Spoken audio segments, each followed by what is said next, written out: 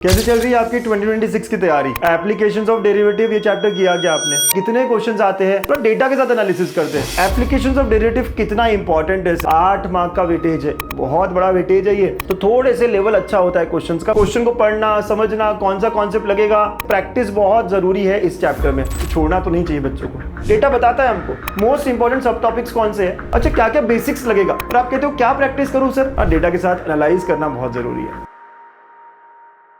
Hello बच्चों, welcome to गणित अंक। कैसे हैं आप सब लोग? कैसे चल रही है आपकी 2026 की तैयारी? एप्लीकेशंस ऑफ डेरिवेटिव ये चैप्टर किया क्या आपने? बहुत इंपॉर्टेंट चैप्टर है, बहुत ज़्यादा क्वेश्चंस पे पूछे जाते हैं। चलिए आज इस चैप्टर का चैप्टर एनालिसिस करते हैं, पता करते हैं कौन कौन से टॉपिक्स या सब टॉपिक्स पे ज़्यादा सवाल पूछे गए हैं, कितने क्वेश्चन आते हैं, थोड़ा डेटा के साथ एनालिसिस करते हैं। भाई मैथ्स के स्टूडेंट्स हो, डेटा देखना ज़रूरी है और डेटा के साथ एनालाइज करना बहुत ज़रूरी है। तो let's begin. And before I start, WhatsApp channel join कर लिया? बार बार कह रहा हूं, अब क्वेश्चन ऑफ द डे भी दे रहा हूं रोज। एक सवाल जो आपको सॉल्व करना है और फिर आंसर भी करना है। मजा तभी आएगा ना जब मैं रोज कुछ प्रैक्टिस करके आगे निकलूंगा। ठीक है, तो आप ज्वाइन कर लीजिएगा क्योंकि MSTCT 26 फोड़ना है, यही हमारे चैनल का नाम भी है। और गणित की मिनी सीटी तो देनी ही देनी है।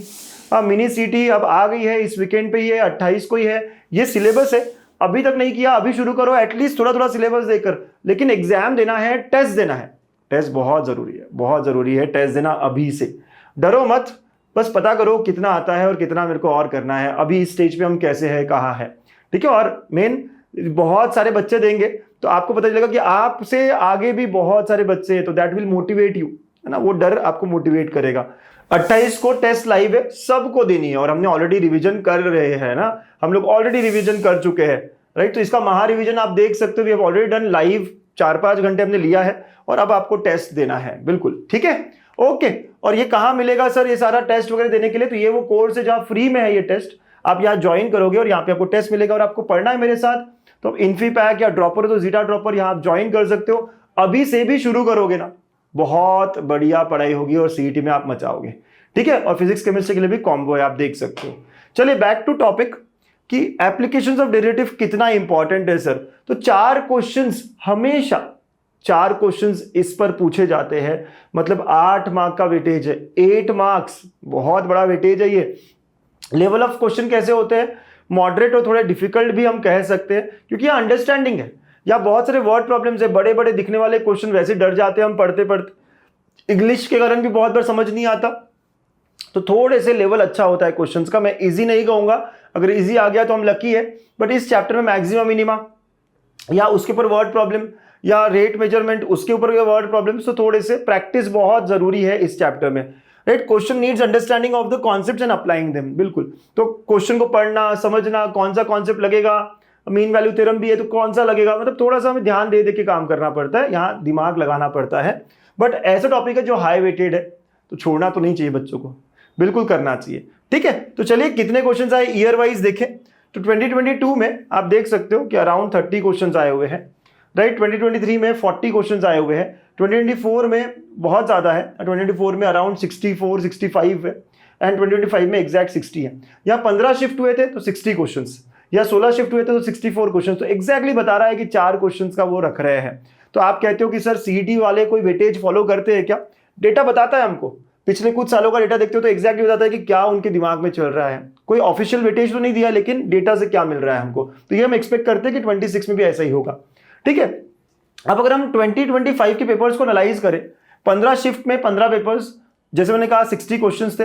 सबसे ज्यादा सवाल कहां पूछे गए आप खुद ही देख लो, सबसे ज्यादा सवाल कहां पूछे गए हैं। तो you can clearly see maxima and minima, ये कॉन्सेप्ट सबसे ज्यादा, और tangent normal, right. Around 17 questions यहाँ पूछे गए हैं। तो ये 2 सबसे इंपॉर्टेंट है, टेंजेंट एंड नॉर्मल पे बहुत ज्यादा क्वेश्चन मतलब पूछते ही पूछते हैं, एंड अकॉर्डिंगली मैक्सिमम मिनिमा पे भी पूछते हैं।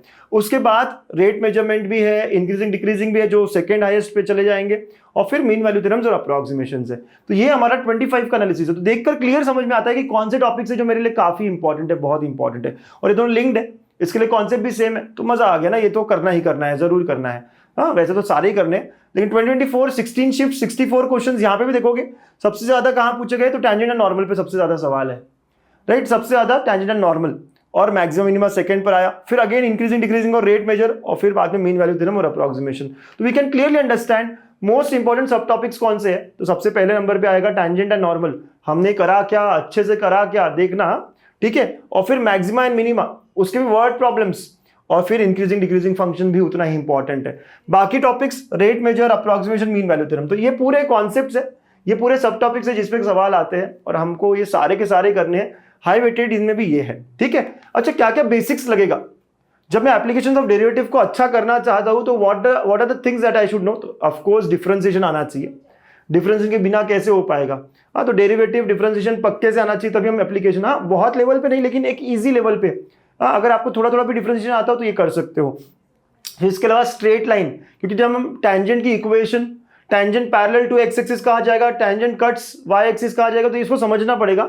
स्ट्रेट लाइन का कॉन्सेप्ट वहां पे हमें हेल्प करेगा। और वेवी कर्व मेथड, राइट, ये वेवी कर्व मेथड क्या होता है सर?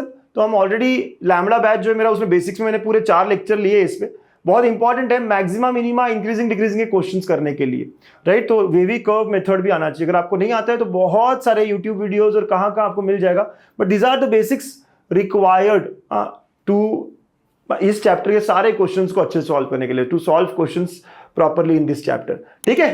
तो आप समझ गए वेटेज कैसा है, क्या है। और आप कहते हो क्या प्रैक्टिस करूं सर, पीवाईक्यूज इनफ है ना प्रैक्टिस करने के लिए। आप देखो ना कितने सारे क्वेश्चंस आ गए पूरे मिला के, 60, 64 और ये भी, तो पूरे मिला के 200 सवा 200 क्वेश्चंस है, और बहुत मोर देन इनफ है अगर 4 साल की पीवाईक्यूज भी मैं अच्छे से करता हूं तो this could be a good practice, है ना। तो बढ़िया, हाँ ऐसी अच्छे से प्रैक्टिस करते रहो। ऑल द बेस्ट बच्चा लोग।